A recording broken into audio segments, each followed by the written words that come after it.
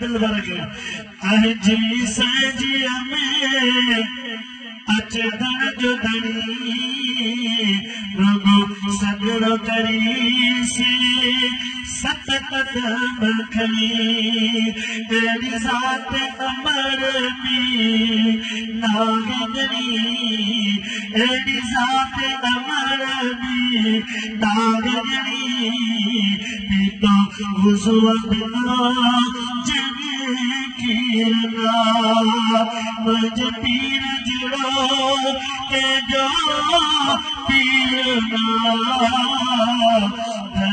खोड़ मगर दस्तगीरना मुझे पीर जड़ो के जो पीरना खोड़ मगर दस्तगीरना